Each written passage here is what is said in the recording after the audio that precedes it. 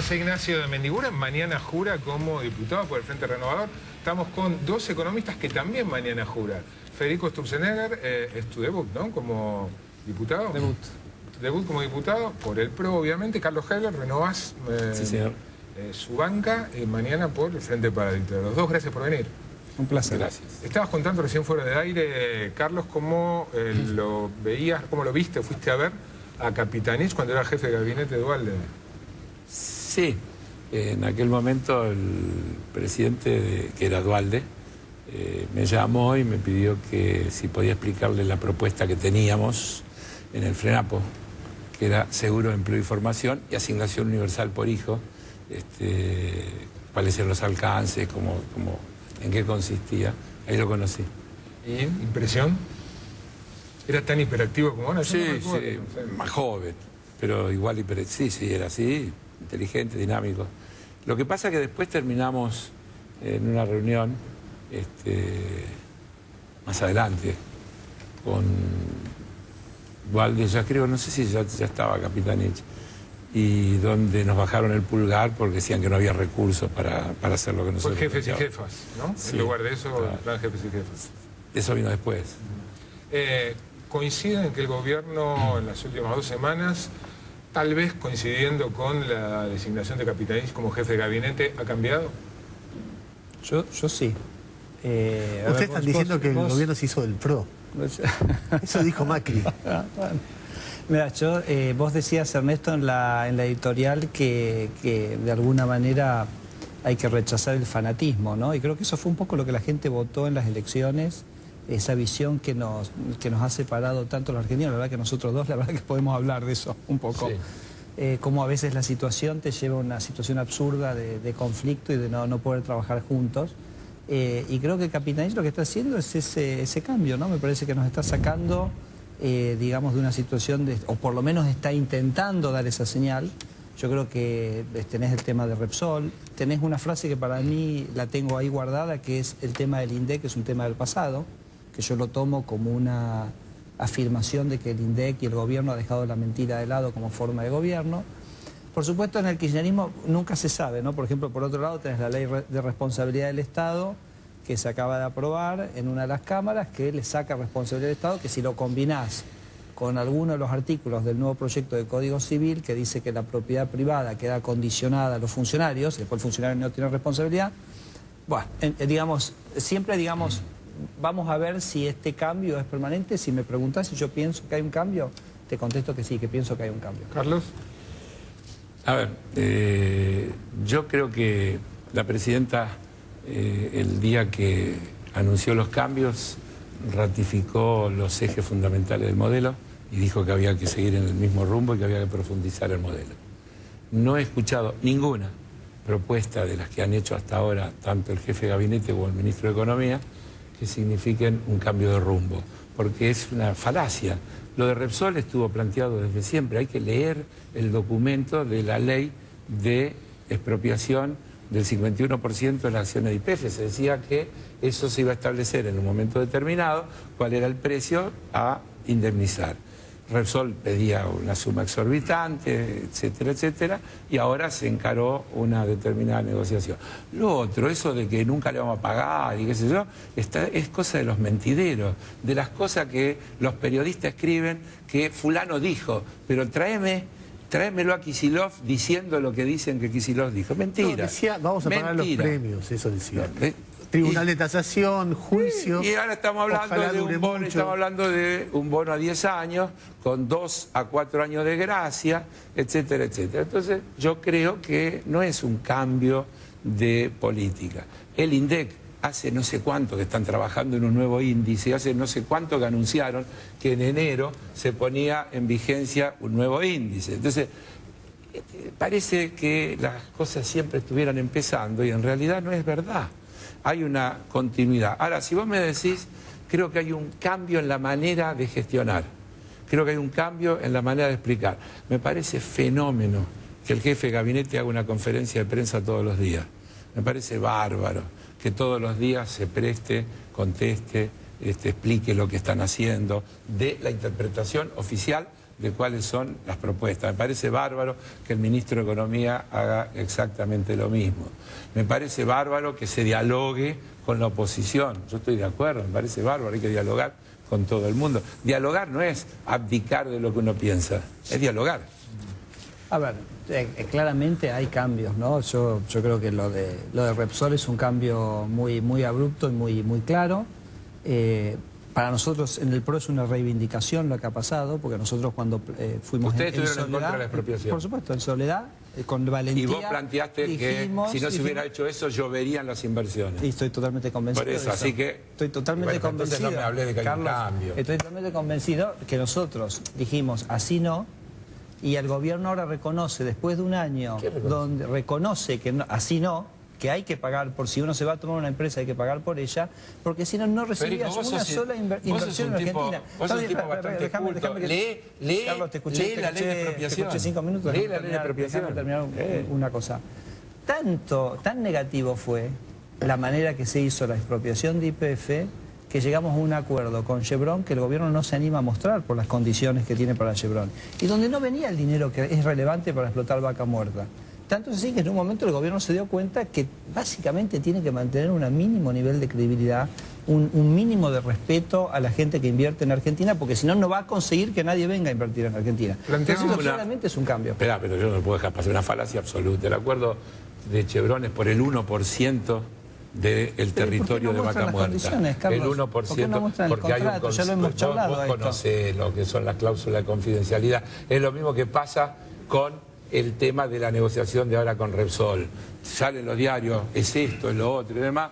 Le preguntan al ministro, el ministro te dice lo único que puede decir. No puedo decir nada porque está sujeto a cláusula de confidencialidad. ¿Qué querés que haga? Déjeme llevarlo. La verdad que la sociedad se merece saber qué estamos haciendo con ese recurso natural de Argentina.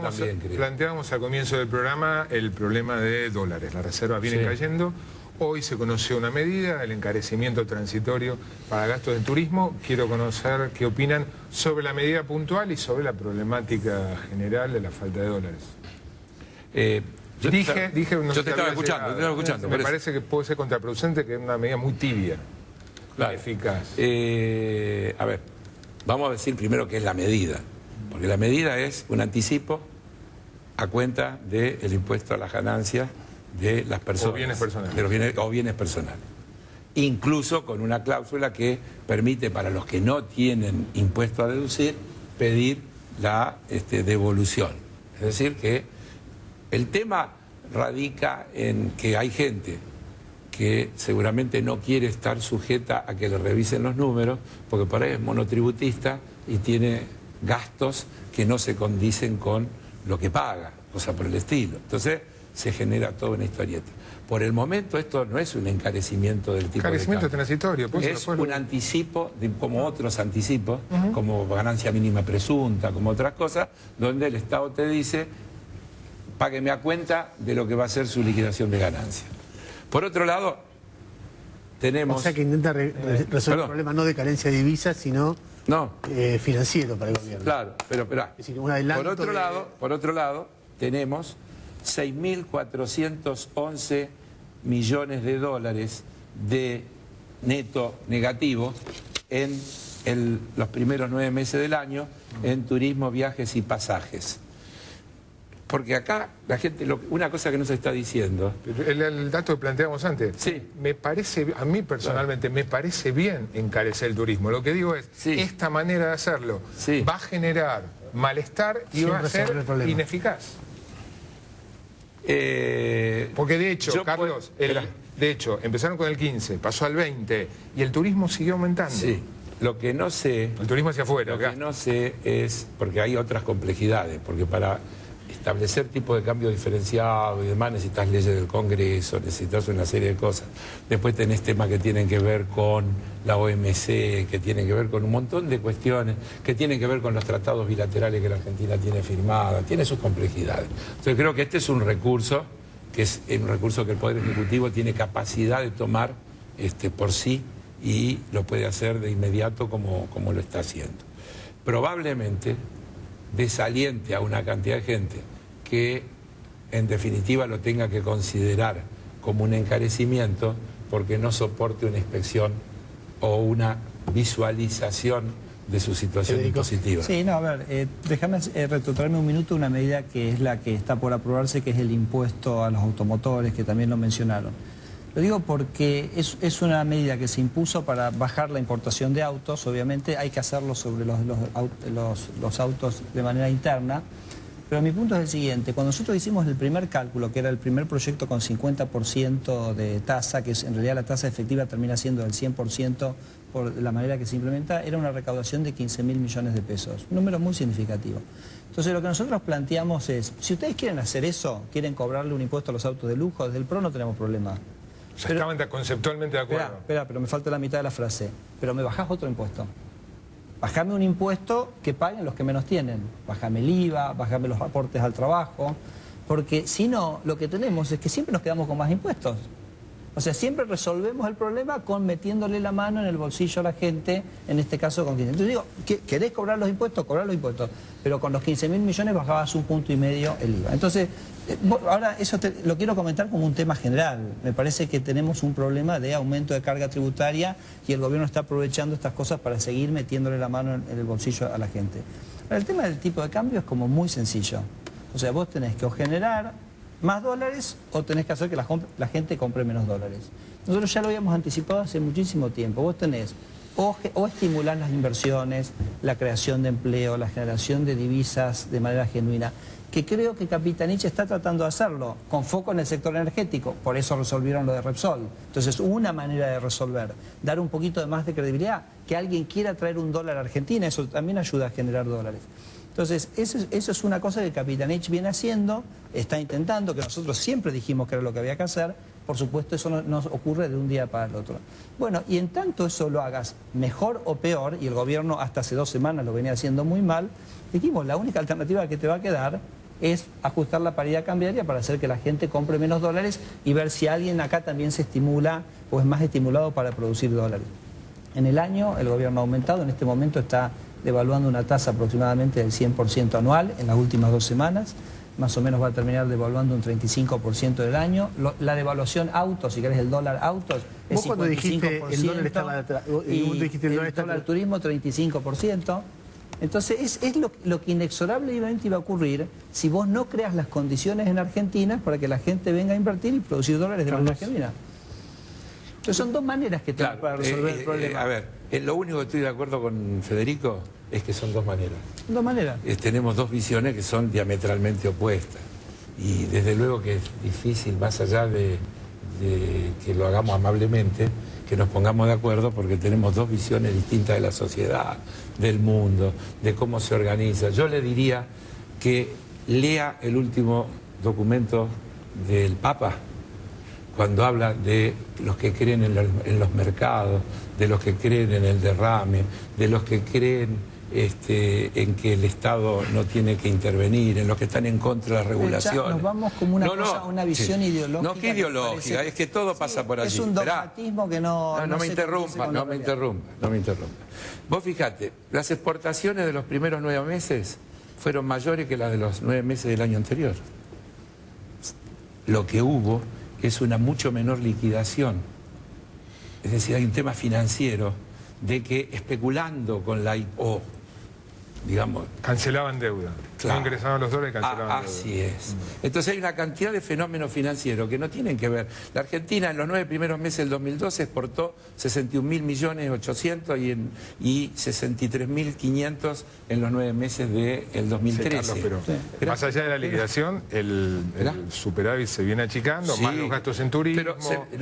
Esperá, los gastos de turismo ya lo hablamos. El superávit comercial está fuera de la cuenta de turismo. Lo que sí está dentro de la cuenta comercial son los gastos de energía. Sí. A pesar de lo energético, que desde luego se está atacando con...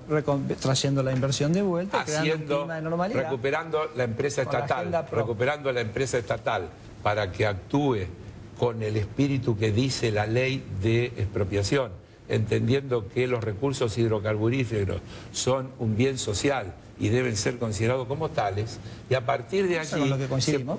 A partir de allí, el Estado puede hacer asociaciones. Yo lo escuché a Galucio decir, nosotros hicimos un acuerdo con Chevron, donde vamos mitad y mitad, pero donde Chevron aceptó ponerse en el asiento del acompañante, porque el que opera es YPF, nos hace una transferencia de tecnología, nos hace un aporte de capital y acepta ir en el asiento del acompañante. Entonces el tema no es abstracto y general, el tema son en qué condiciones se dan cada una de las cosas. Ahora, cuando mirás la tendencia, ¿pensás que con estas medidas Marcelo, alcanza para frenar la caída de reservas? Mira, yo creo que hay, insisto, una cantidad de cuestiones que son transitorias. Hay un fenómeno, que es una decisión política de pagar la deuda con reservas. Vos diste el dato hace un ratito.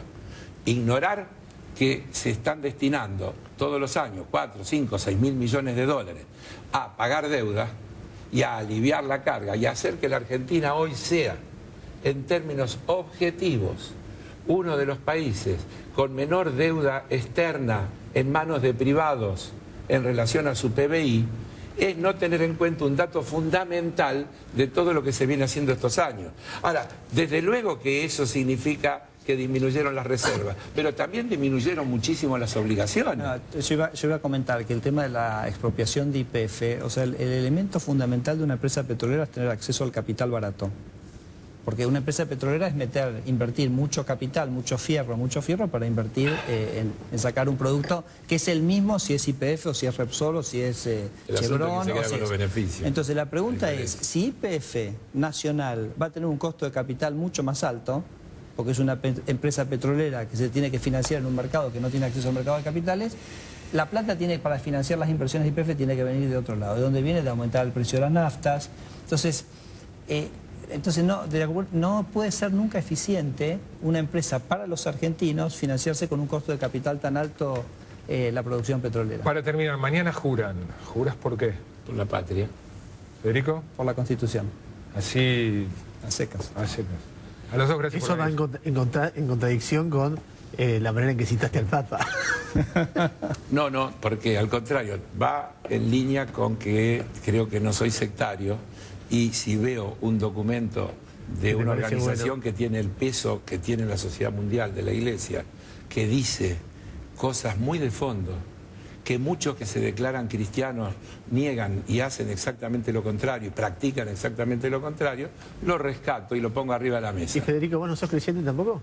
Yo soy agnóstico. Agnóstico, mira. Agnóstico, así que no, definitivamente. Y creo que la Constitución es lo que venimos a defender y lo que tenemos que defender, y entonces ahí está el juramento. Gracias a